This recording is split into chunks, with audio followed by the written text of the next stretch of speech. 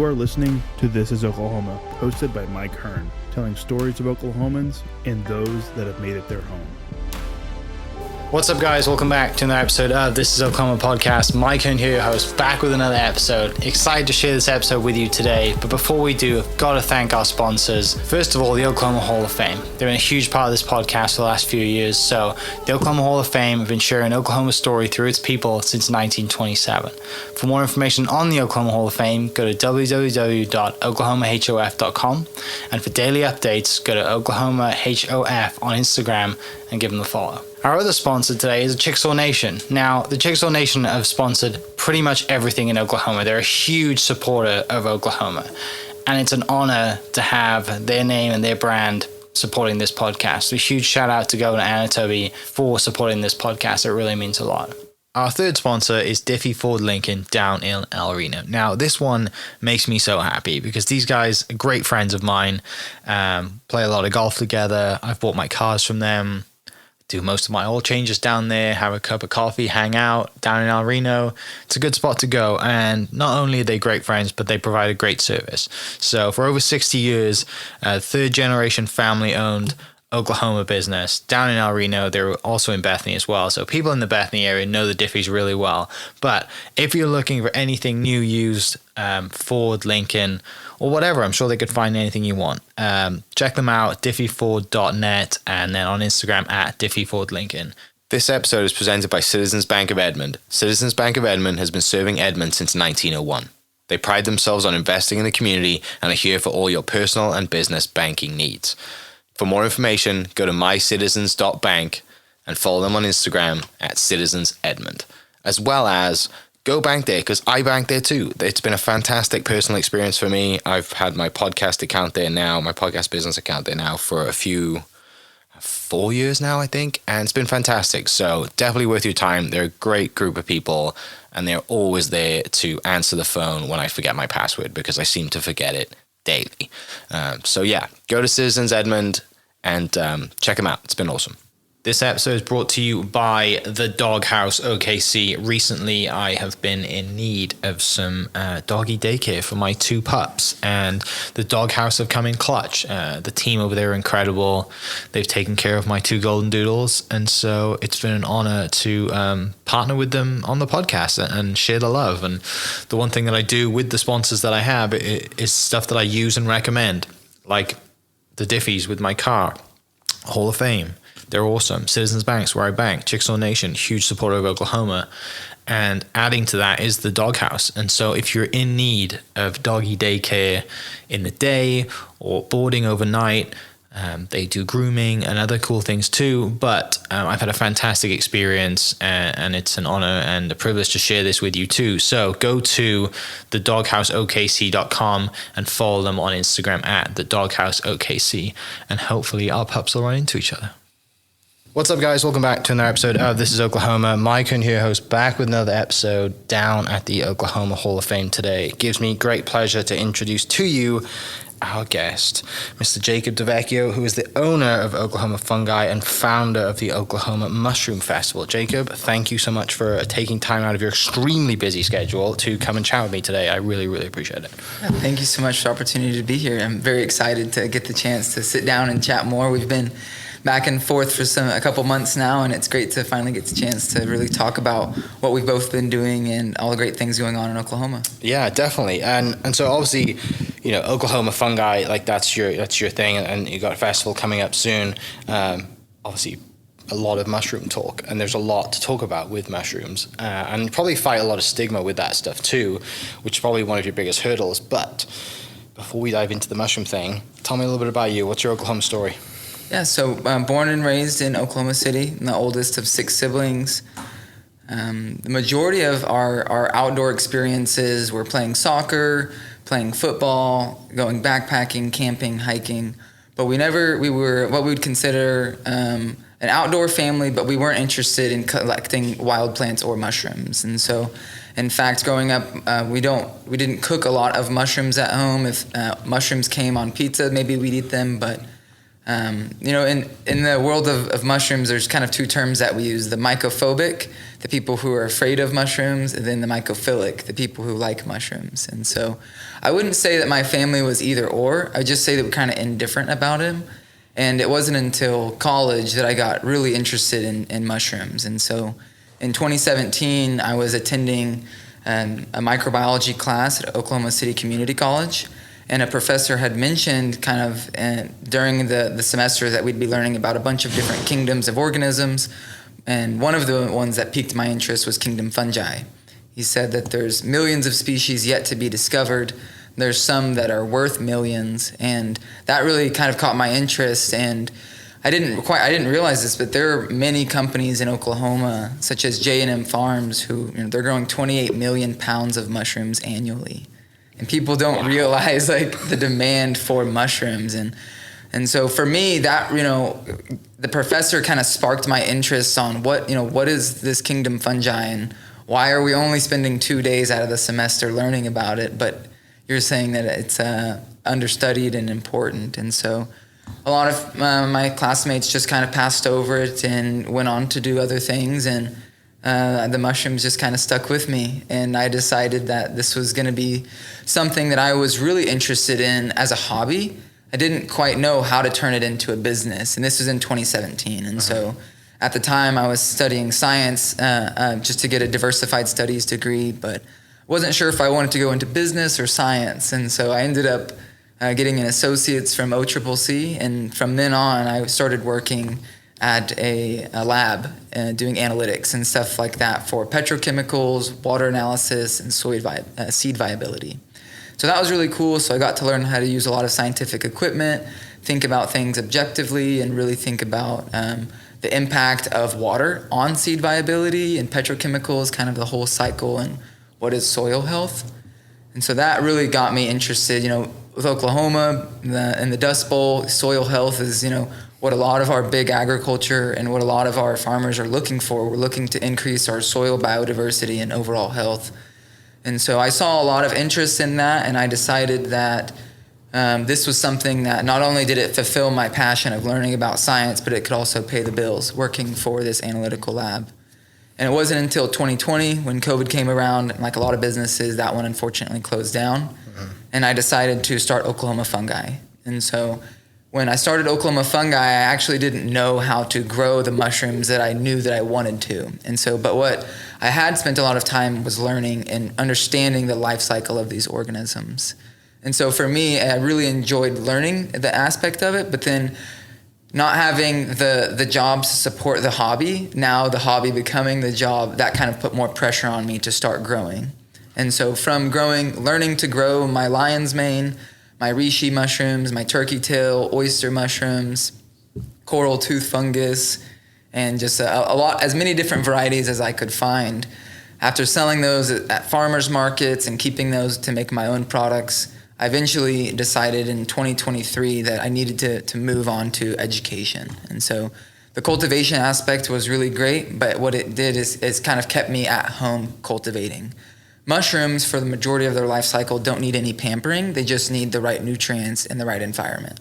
So they're not photosynthesize like plants. Uh-huh. They just need the food in their, what we call substrate. And so when we provide that to them, we really just give them time to digest, move on to the next stage of their life cycle, and produce the mushroom. Uh-huh.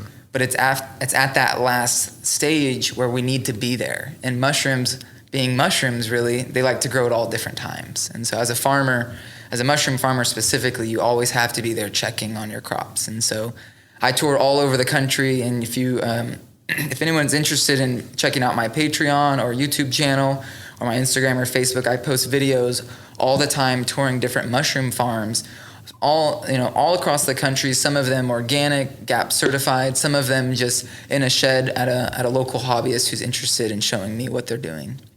And so I really just try and promote the education aspect, and that's really what my main focus has been this year in 2024. Yeah. Where does the passion for science come from a young age?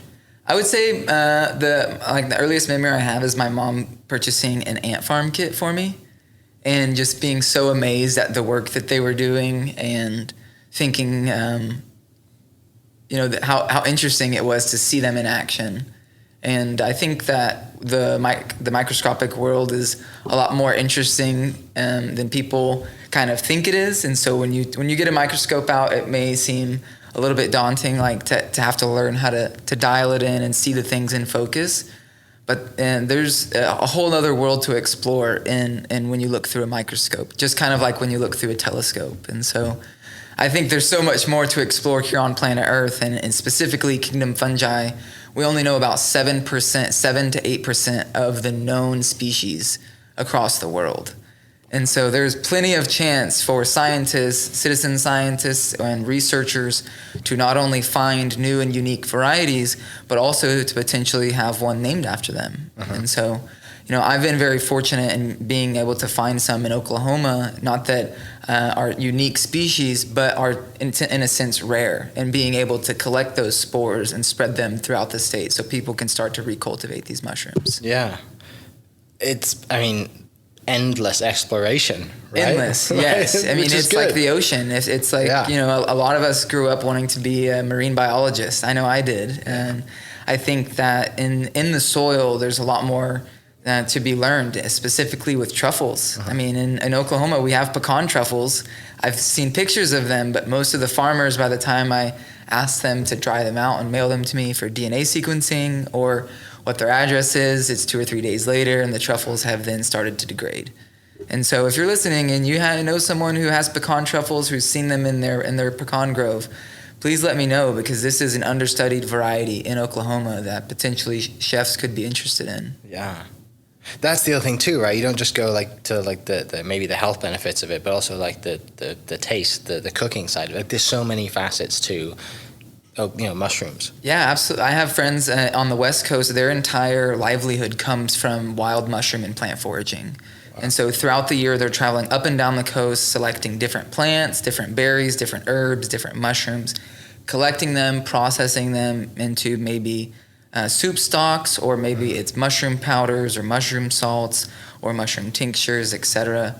And so I have friends that really their entire livelihood comes from seeking out these mushrooms. And my life doesn't revolve around foraging. It's more so on the education and cultivation aspect. But it's incredible to see people who travel. And I would say the most common mushroom that people will travel for is the morel mushroom. And so in Oklahoma, the morel that we find is the Morchella americana.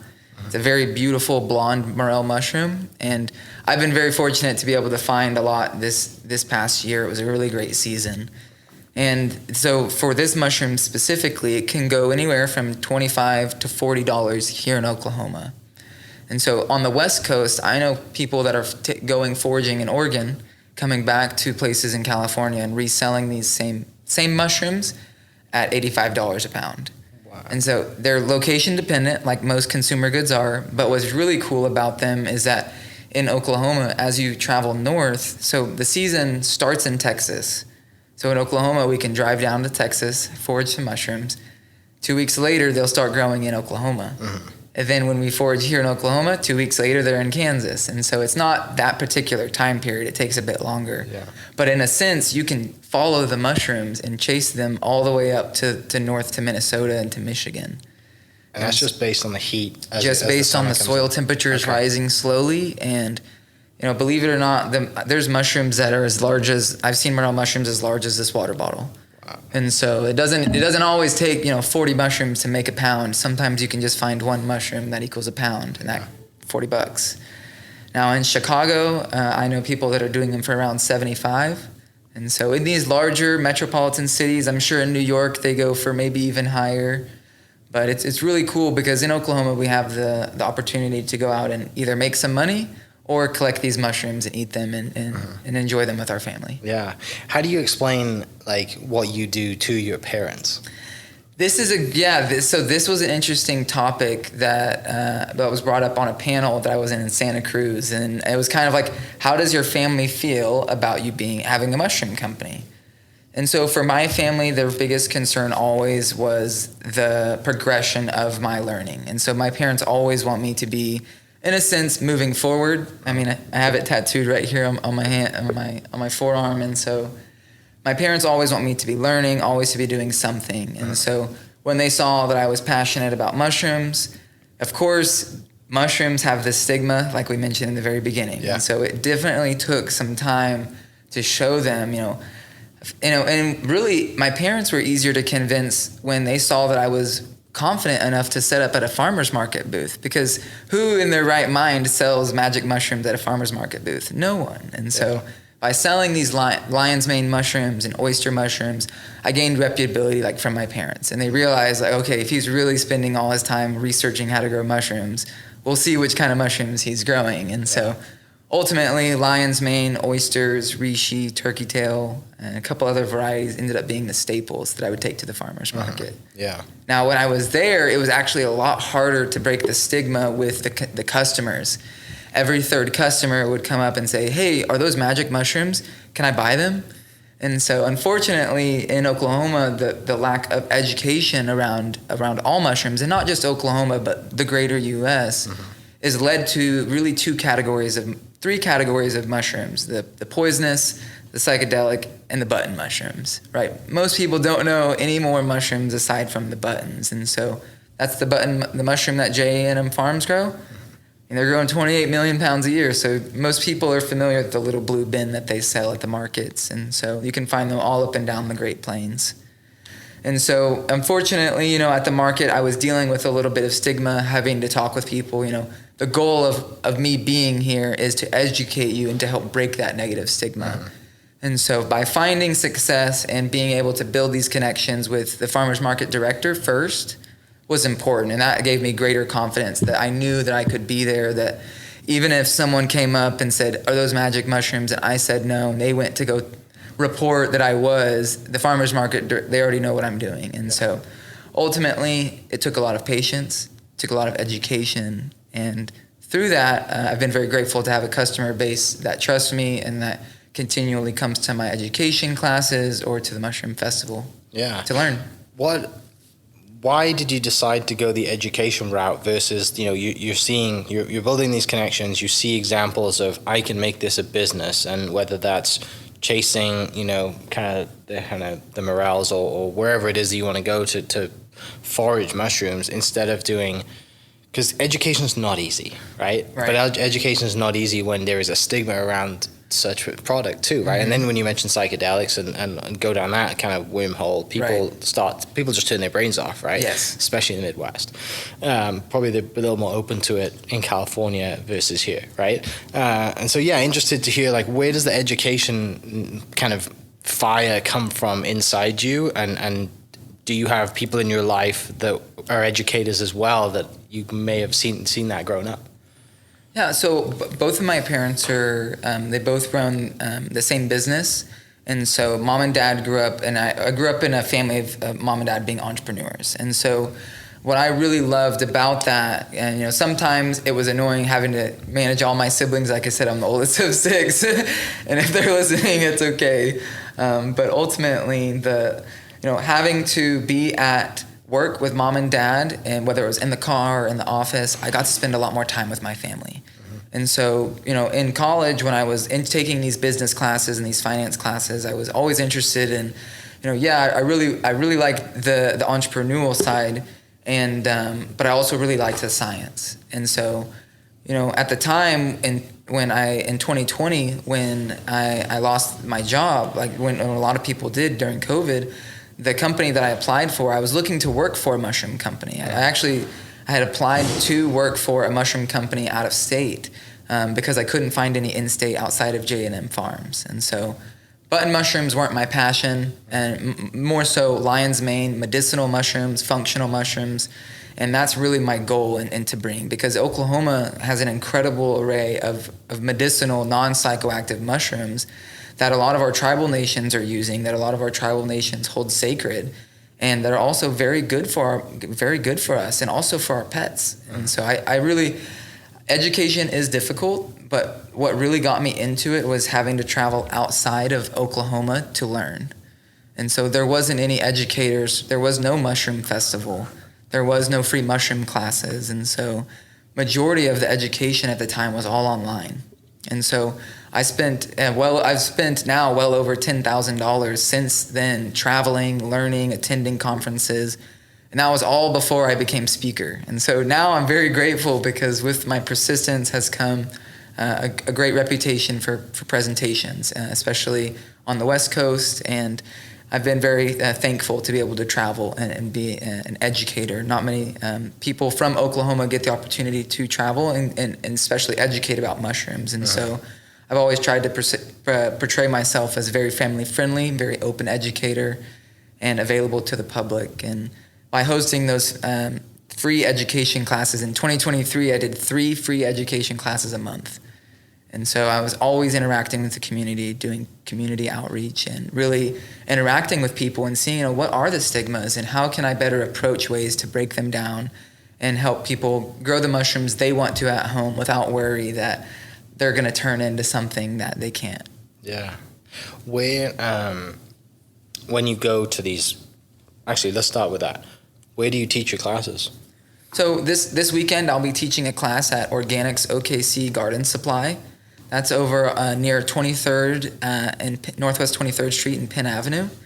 And that class will be from 12 p.m. to 2 p.m. It's a free class. I'll be going over how to cultivate mushrooms. And so it's a very open, general class. The first hour is just my instructions and talking about the life cycle of mushrooms, basically giving people an introduction into what they might be doing if they decide to cultivate. And then that next hour is me there mingling, checking out what other cultivators have, and really just interacting with the community, kind of like a social hour, if you will. And so the whole 2 hours isn't education. It's the first hour of education and then the second hour of social. Yeah, and like I said, you get to connect and ask, people get to ask you questions during that second hour that maybe they wouldn't have if it's in front of a whole group, right? They get to pull you aside and you kind of add value that way. Yeah, or if they're not comfortable with email or messaging on social media, I'm always trying to interact and host these events so that way people can come in person. And so I have one also coming up, the first ever Farmers Market District Festival. That's going to be happening June 2nd. I'll be doing a presentation there on how to cultivate our native mushrooms.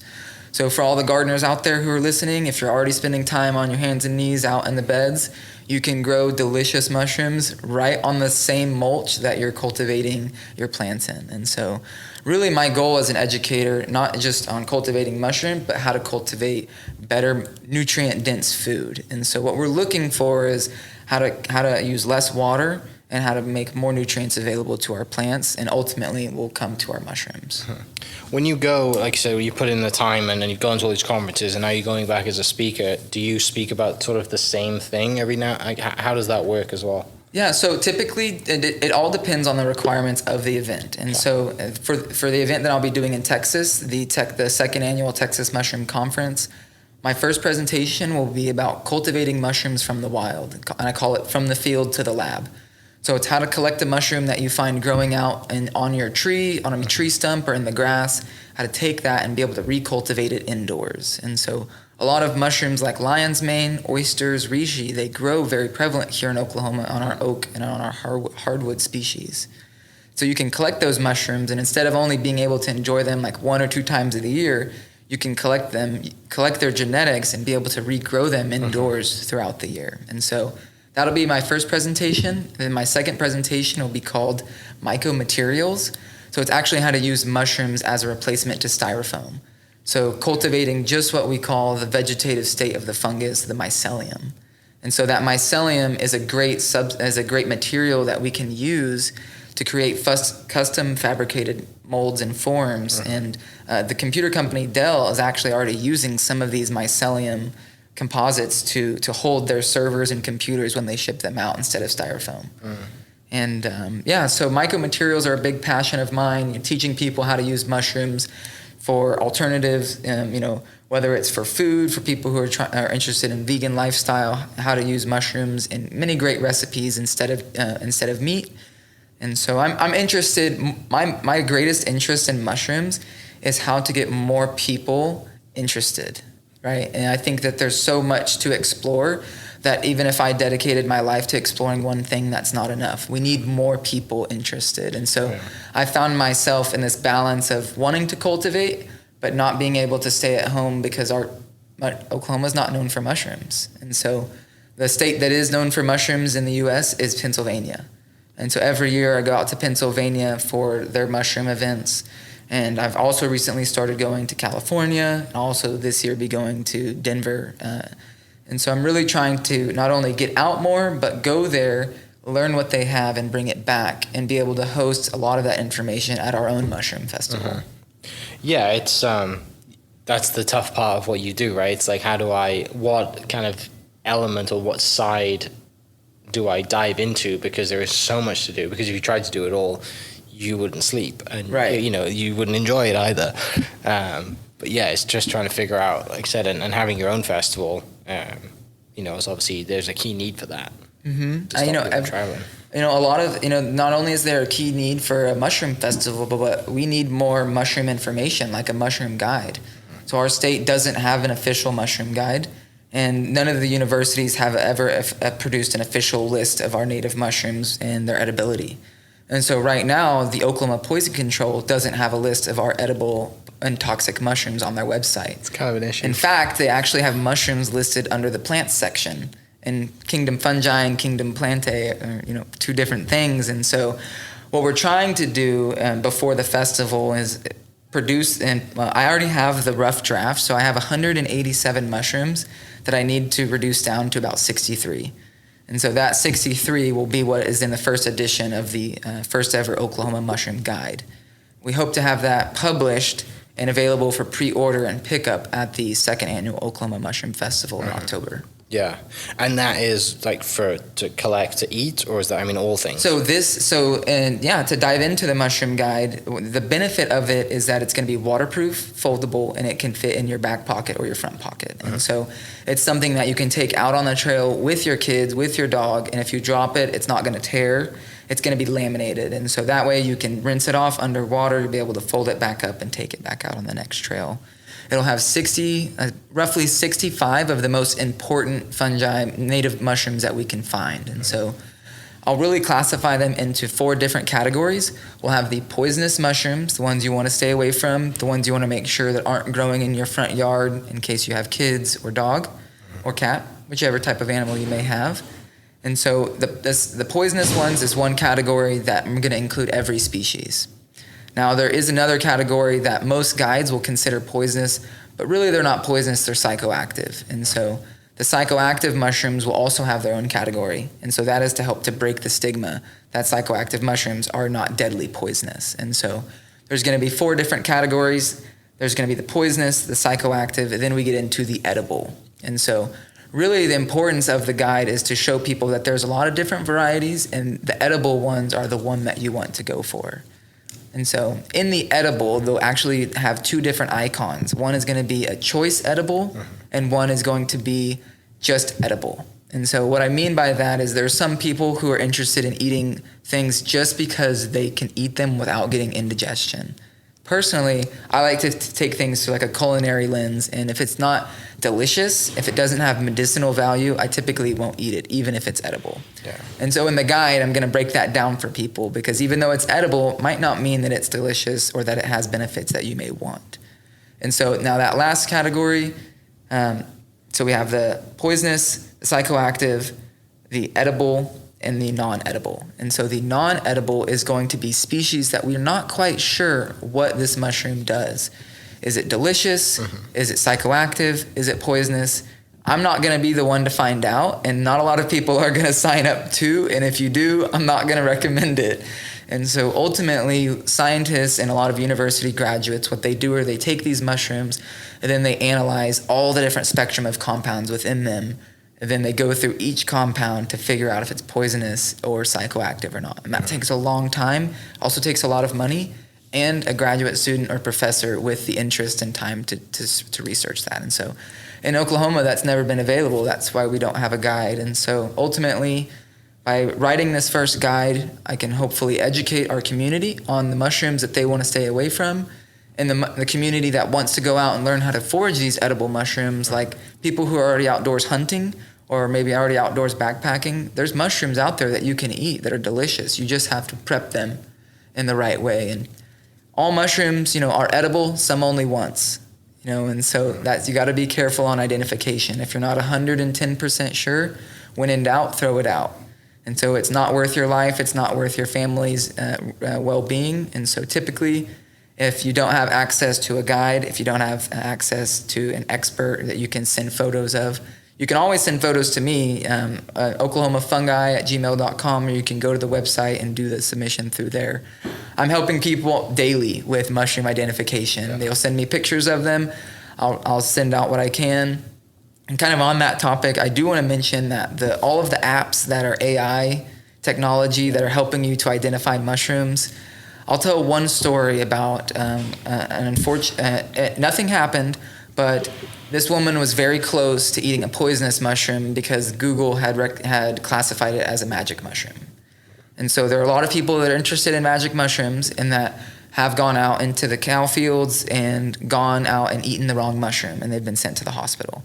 And so this is what would have happened to that lady had she not reached out. And so a lot of the AI technology, what they're doing is taking all of the different photos online and putting them together and classifying them. And as we all know, the names and the data that's attached to those photos might not always be correct. And so unfortunately, with Oklahoma not having a guide, it makes it a little bit more difficult. You reach out to Poison Control, and then they'll reach out to Clark Overborough, the University of Central Oklahoma. He's our state's head mushroom taxonomist and toxicologist, if you will. And so when people need mushroom ID for poisonous mushrooms, they call him. He's a great friend of mine. He spoke at our first annual Oklahoma Mushroom Festival. But what he wants to see is less calls. And so how we can do that is by providing education, by producing the guide and hosting this mushroom festival. Yeah. Have you had any kind of high-end restaurants reach out to you wanting your products and wanting to help, or even just sourcing? And I mean, it seems like Oklahoma-grown products, obviously, that's a huge, selling point to any restaurant, really. It is, absolutely. And, regenerative agriculture is very large. When you go to the farmers markets, you see that a lot of these regenerative farms sell out fast. A lot of the farm-raised chicken eggs, those are the first. Everyone knows the price skyrocketed when COVID came around. And so, a lot of people are interested in learning how to cultivate their own food, or maybe raise their own animals, or cultivate their own mushrooms. And so for the quality of the food, that's what we're searching for. We're searching for, I like to say, shop your local anything. Anything that you can buy locally directly from the farmer or the cultivator, or, no matter where it is, no matter what business it is, to keep the money local and to support our local economy will help build social equity with you and your customers, or you and the vendors that you're working with, but also to just help Oklahoma overall. And that's what we really want to see, is Oklahoma grow and to see these mushrooms grow with Oklahoma. Yeah. Talk about the health benefits a little bit, and also tying into that, you mentioned kind of the native side of things, and that they have been using this for a very long time, and also where the educational side of mushrooms has probably been lost over time because of bigger companies coming in and selling products, and that's not just happened with mushrooms, that's happened with a lot of foods, right? That just bigger companies with marketing dollars are telling us that these foods are bad, and they're really not. They're really good for us. So I'd love to hear you talk about just kind of the history, I guess, of mushrooms, as well as the physical benefits as well. Yeah, well, so a lot of the cultivation history, knowledge, R&D, a majority of that comes out of Europe or comes from Asia. And so everything that's being done in the U.S., if it's not under a particular patent, has been knowledge gained from other continents. And so in Asia, specifically China, Japan, and Korea, these countries have been cultivating mushrooms on incredibly large scales for centuries. And so there's one mushroom in particular, the cordyceps mushroom, that thousands of years ago was deemed only for the emperor. And so anytime anyone in the entire kingdom found this mushroom, it had to be delivered to the emperor. And so, throughout time, mushrooms have been seen as very important. And I think it was about 5,200 years ago, Otzi the Iceman, an ancient human being, was found in the Italian Alps. He was frozen in a glacier, and he was found by some hikers. And on this, they thought he had passed away recently, but when they brought all his stuff down, the team that did the not sure if you call it an excavation or Sure, what you'd yeah, call recovery, it. But whatever it is. Yeah, exactly. When Yeah. they did the recovery, they analyzed the bones and realized that this guy was not from our time period, that he was from thousands of years ago. And the more fascinating thing was that he had tattoos. And so he had these marks. And so what scientists believe is that early humans would injure themselves, would cut themselves, and then put these plant-based pigments into their skin. And after their skin healed, then they would have a very early stage tattoo. And so not only did he have a tattoo, but he had 2 different species of mushrooms with him. He had one that was on a lanyard around his neck, like on his chest. This was the chaga mushroom. So this is a mushroom that's very high in antioxidants, and it's one that's being researched very heavily for cancer, along with turkey tail. And so he was found with that one, along with the amadou fungus. And so this is also known as the tinder fungus. It's a mushroom that's very flammable. And so scientists and researchers speculate that the uses of the 2, one being medicinal, one being functional.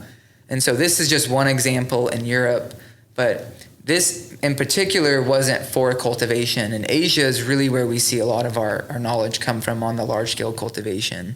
So in the U.S., we don't have a large-scale commercial cultivation for morel mushrooms, as much as everyone wants one, and whoever does eventually figure it out will be a multimillionaire. Right now, all of the morels in the off-season that aren't found in the U.S. come over from Asia. And so in China, they've figured out different species of morels that will grow in outdoor greenhouses with supplemental nutrition. So they can get them to grow year-round with sunlight without having to worry about the soil temperatures fluctuating. Yeah. And so the species that we forage in Oklahoma isn't the species that they grow. And their culinary taste and value, I'm not sure. I'm kind of indifferent on. I haven't had the opportunity to try morel mushrooms that I know were grown in China. All of the mushrooms that I've eaten have come from the U.S., whether it's from the Great Plains or from the West Coast. Mm-hmm. Yeah. It's fascinating stuff, right? And like you've said, I mean, there's so many ways to look at it and so many ways to take it and things to dive into, and never enough time. Yeah, you're already spread thin traveling around educating right now. I can't imagine adding in, just looking at one species as much as you can into that. And I have friends who've dedicated their entire career and livelihood to one species, and they're breeding. What they're doing is they're collecting wild forage varieties, and they're hybridizing them with commercial varieties, so we can get these more resilient but higher medicinal value mushrooms. And so when we think about plants and we think about growing mushrooms, what we're not necessarily looking for is the highest overall yield. What we're looking for is the highest nutrient density. And so what we're looking for is something that's really high in the nutrients that help our bodies. And so the health benefits of mushrooms, range from helping with weight loss because they're high in fiber, but also helping with a lot of minerals, general vitamins like potassium, magnesium. There's a couple other minor things that they can help with, but lion's mane in particular is one that I really want people to look into. And this is one that's been shown to help with to spark nerve growth and to help with neurogenesis. And so this is really important for Alzheimer's, for Parkinson's, for anything like neuropathy, for fibromyalgia. This is a mushroom that is really good for nerve pain and just to help with essentially stimulating your nerves. And so anyone who's had head injury or anything like that, this mushroom is of very much interest to scientists and researchers. And another mushroom that I think people would be very interested in is turkey tail.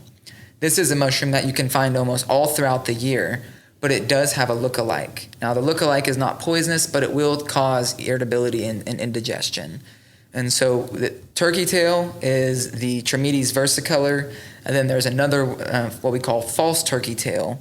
And so false turkey tail has a very smooth underside, and turkey tail has these tiny little circles, these little pores. And so you can tell by flipping the mushroom over and looking at the underside which species it is.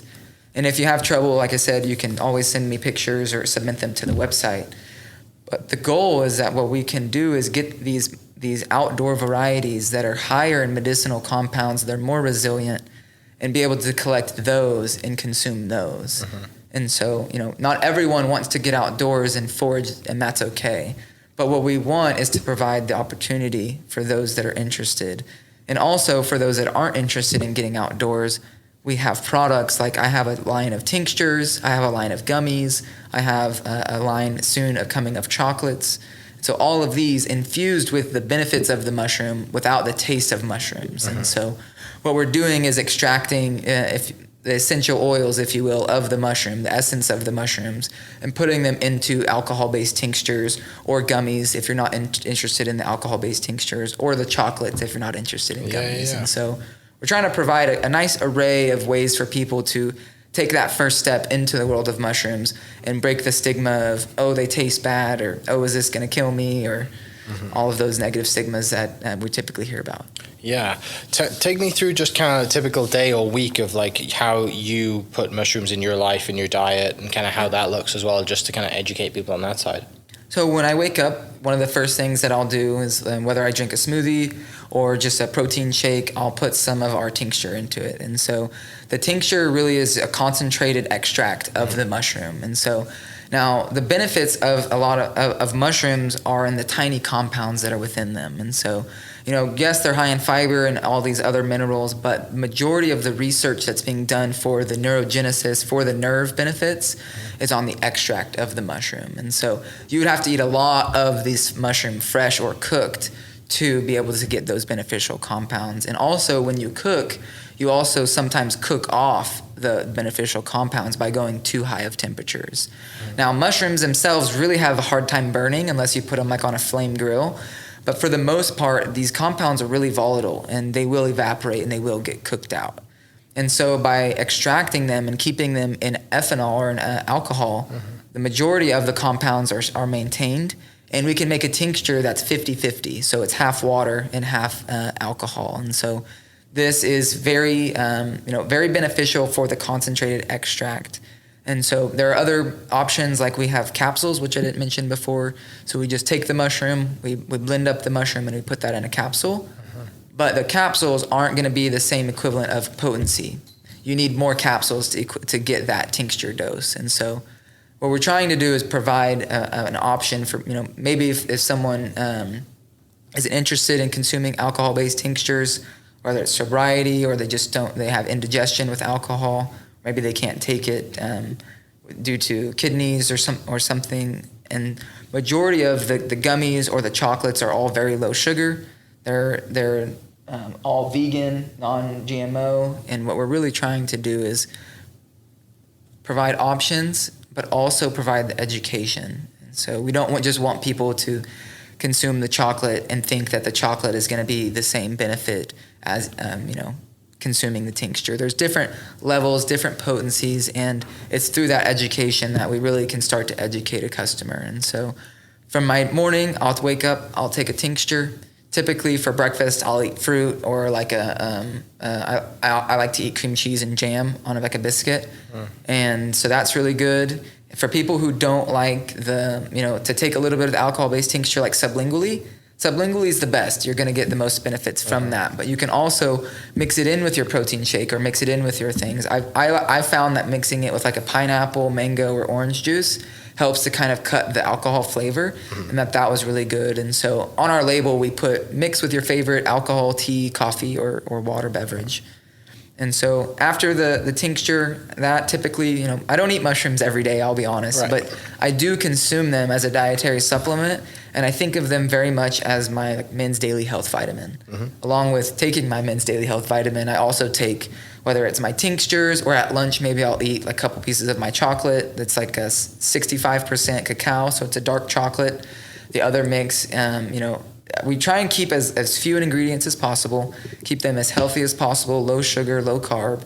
And the most important thing is the potency, and for customers to understand the potency. When customers purchase our gummies and our chocolate, they're not purchasing a mushroom that's been powderized and put into the gummy or chocolate. What they're getting is an extract that's put into these products, so there's no mushroom flavor whatsoever that they have to worry about. Yeah. Talk about is there... You mentioned gummies, and a lot of people are instantly going to think weed because that's generally where my head goes as well. Like, do people take mushrooms to go to sleep? Is there a similar thing for like there is with marijuana side of things as well? So, cannabis works and functions on the endocannabinoid system. Okay. And so the cannabinoids that you can find at different dispensaries work on this system that's already within our bodies. So we produce these endocannabinoids, and that already go to our that's like 5-HTP2A receptor. Okay. And so, very scientific. Sure. I learned a lot of I this. trust you on that. I learned a lot of this in the lab, and so that might not be Yeah. correct, but majority of the endocannabinoids that we have, the reason that cannabis functions on that is because we already have a system that accepts that. So mushrooms, even the psychoactive ones, don't function on the endocannabinoid system. They're completely different. And so for the mushrooms that are beneficial, like lion's mane that I mentioned earlier, this is one that typically helps with focus. It also helps with clarity. And so there are some supplements that will put it in a nighttime, but typically I will consume lion's mane in the morning and the day. Right. And at night I'll consume something like reishi, chaga, or turkey tail. Okay. And so now cordyceps and lion's mane are a great combo. Those are my two top sellers for people interested in eliminating brain fog and interested in energy without caffeine. Mm-hmm. And so mushrooms, there's a mushroom in particular called cordyceps. And this mushroom helps with energy, helps with oxygen circulation, stamina, even libido. And so this mushroom in particular, we put in an extract in a gummy. We also put it in chocolate and in the tinctures. And so what's interesting is there's different demographics for each product. Some customers are looking for a gummy. Some customers are looking for a gummy or a chocolate. And then some customers are looking for capsules and tinctures. And so, our customer base is very wide, and they're kind of in their own lane. The customer that buys tinctures typically won't buy chocolate. And so it's through them learning what are the benefits and how they want to consume them that customers kind of find, oh, okay, this mushroom is good for me at this time. And so cordyceps is not a mushroom that I would recommend taking at night, but I would recommend taking it in the morning to help put extra pep in your step. Yeah. Or if you're trying to reduce your coffee intake, you could start taking cordyceps, and you could take it through a gummy or a tincture or capsules. But the majority of the mushrooms that I take in the morning are going to be that lion's mane and cordyceps combo. Throughout the day, you can take turkey tail. It's great for immunity. You can take turkey tail and really any of these medicinal mushrooms anytime throughout the day, except for cordyceps is the only one I wouldn't recommend at night. And so cordyceps and lion's mane being the most that help with that brain fog, help with clarity. And so for those that are a bit sensitive, we don't want them to take that and be up all night and then not get the sleep they need. And so with our products, all of them being labeled as dietary supplements, we always recommend talking with your physician beforehand. Also learning more about the mushroom, whether it's coming and talking with me at my classes or my pop-ups or through email, and really helping you to understand why you want to take this mushroom. Because I have customers reach out all the time who are interested in reducing, whether it's with weight loss or it's with just reducing brain fog, and maybe they're not sure which mushroom they need to take. And so by reaching out to me, I can kind of help point you in the right direction, send you some of the research that we base our product dosages off of, and really just try and provide the opportunity for people to learn in the capacity they want to. Yeah. Since you've been doing this, what's like your biggest kind of breakthrough moment that just, whether that's on, the education side or just one that stands out of like, wow, this is like, you have obviously fully believe in this and the product, and it clearly works. That's why you spend all your time traveling around the country doing it. Do you have any examples of other breakthroughs for people as well? Seeing other people's stories with mushrooms, or anything that stands out as just like a breakthrough moment that you're like, I'm on the right path here, I'm doing the right thing, and that might be someone coming to you, or it might be just your own exploration. I would say the positivity, the emails, and the support that I received after the Mushroom Festival was something I never had anticipated. When I first thought of the Mushroom Festival and posted it online, I had received great response. But I had only initially planned for 35 vendors. We were going to rent the bottom floor at the Farmers Public Market, and it was going great.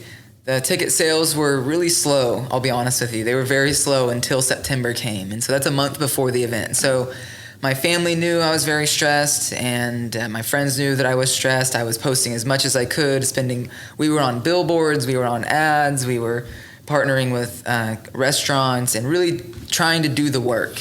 And it was like a light turned on, and all of a sudden ticket sales just started rolling in. And, to be honest, when I was reaching out to vendors and sponsors, and everyone was like, well, Jacob, how many people are going to come to this first annual event? Oklahoma's not known for mushrooms. And how many people are going to come? And I was really hopeful for 300 to 500. And that was what I had told everyone.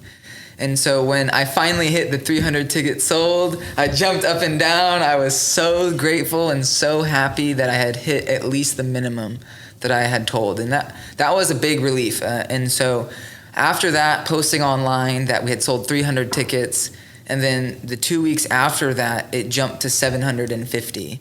And so the ticket sales each week leading up to the event had doubled. And the day of the event, at the last ticket sale, we had 1,776 tickets sold for the first annual Oklahoma Mushroom Festival. It was an absolute rocking event. I don't know how even to describe it. We had vendors sell out within the first 4 hours, multiple vendors, including food vendors and market vendors. Right now, we have for the second annual event, we have close to 20 other vendors who were at our event last year that have now signed up for this year. Yeah. And so everyone who was involved was very supportive, very excited, and to see vendors who come back and say, wow, that event really helped to support me financially, or that event helped me to launch my business. That's really what I see the Mushroom Festival as, is a local opportunity for artists, for entrepreneurs. It's not just a mushroom festival. It's all about community. It's about the soil. And the theme for our event this year is loyal to the soil, because it's not just about mushrooms. It's about the earth in which the mushrooms come from, and the plants come from, and all of the insects and we come from. And so what we're trying to do is incorporate more well-roundedness into the event, and having plant and soil vendors and having wellness vendors. It's not just mushroom vendors. And so for those of you listening, there's not enough mushroom-only vendors in Oklahoma to make that happen. Right. Maybe one day, but for right now, what we typically see is about half of our vendors are 50% mushroom related. The other 50% being different categories of health and wellness, construction, etc. Yeah. And so I really think that the Mushroom Festival was a day that I realized, whoa, this is something I can keep doing. And since then, I've been very grateful to be hosting other events. I just helped launch a Mushroom Street in Florida at the Florida Groves Music Festival. So that was being able to have a successful in Oklahoma has opened a door for me to go other places, to host events there or to educate there.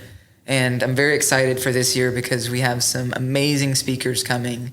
Ranging from truffles to culinary chefs teaching about koji and fermentation, teaching about foraging, teaching about mycomaterials. We'll be doing women's health integration with mushrooms, and really providing the most up-to-date information from across the country in Oklahoma, so it's attainable for our community.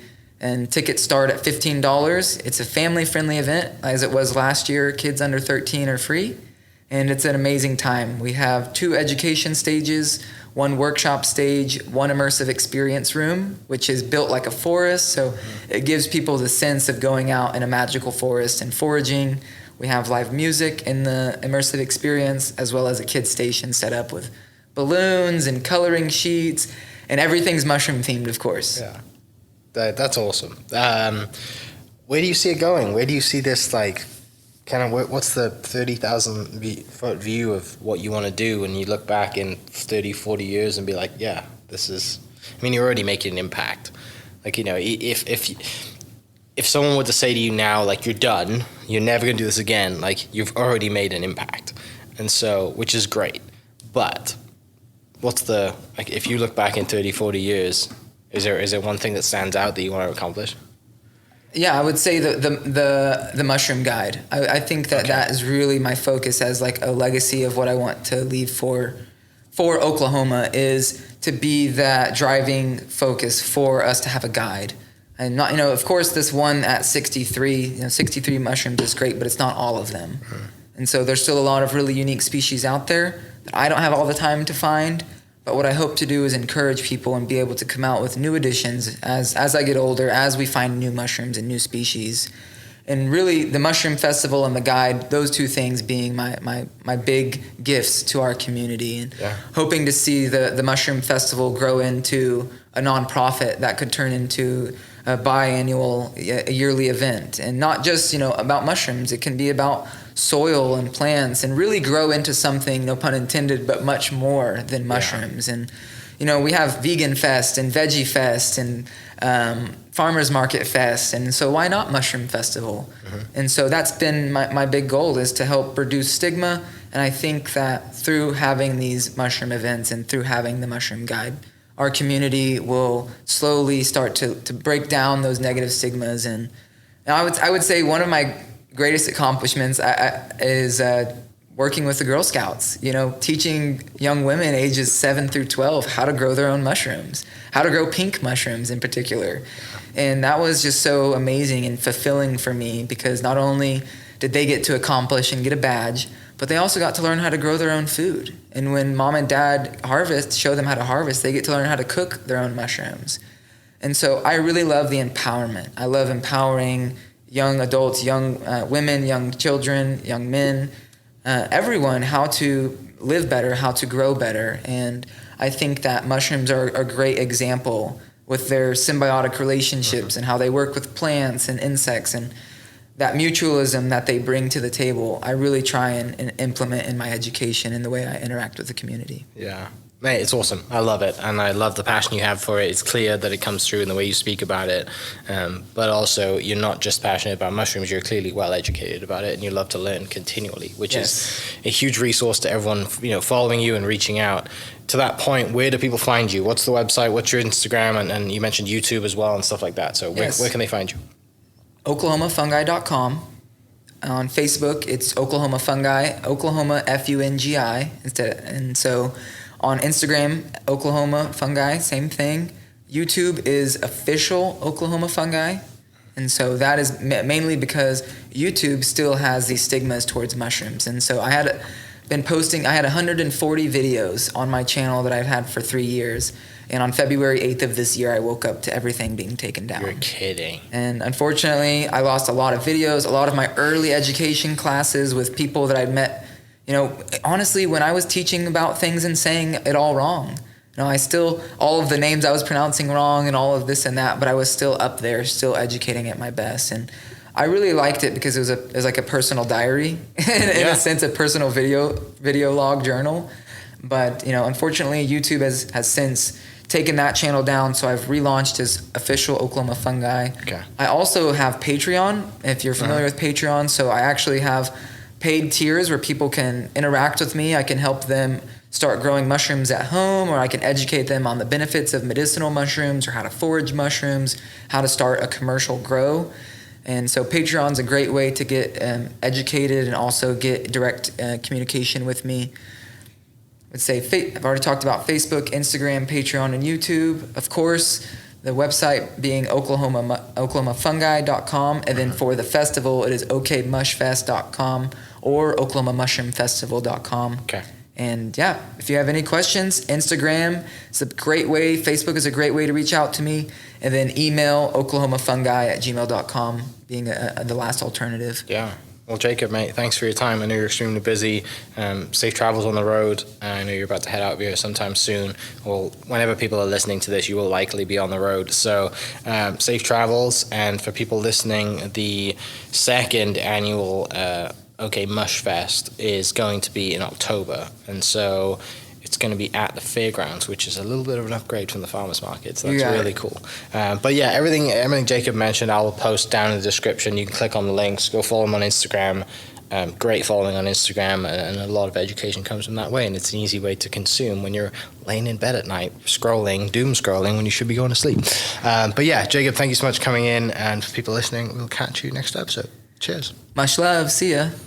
Sick. Love that ending. Hope you guys enjoyed that great episode. Thank you so much for listening. As always, huge shout out to our sponsors, the Oklahoma Hall of Fame, sharing Oklahoma story through its people since 1927. For more information on the Oklahoma Hall of Fame, go to www.oklahomahof.com and follow them on Instagram for daily updates at OklahomaHof. Our other sponsor, the Chickasaw Nation, amazing sponsor. They do amazing things for the state, and they're always sponsoring something in Oklahoma. They're a huge supporter of Oklahoma, and without their support, we wouldn't be able to do what we do.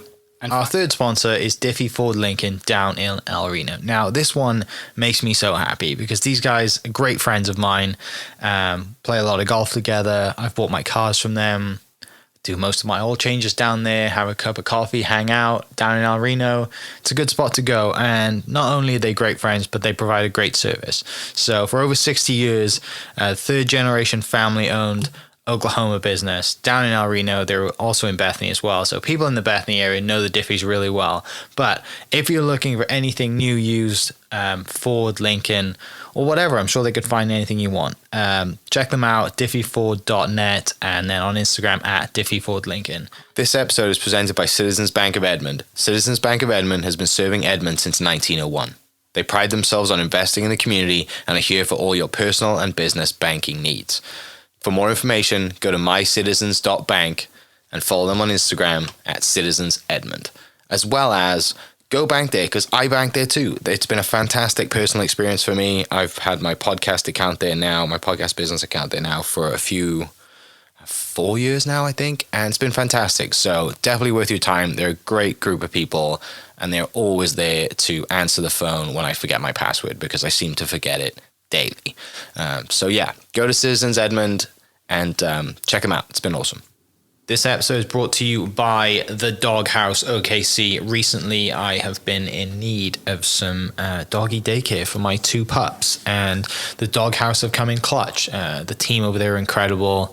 They've taken care of my 2 golden doodles, and so it's been an honor to partner with them on the podcast and share the love. And the one thing that I do with the sponsors that I have is stuff that I use and recommend, like the Diffies with my car, Hall of Fame.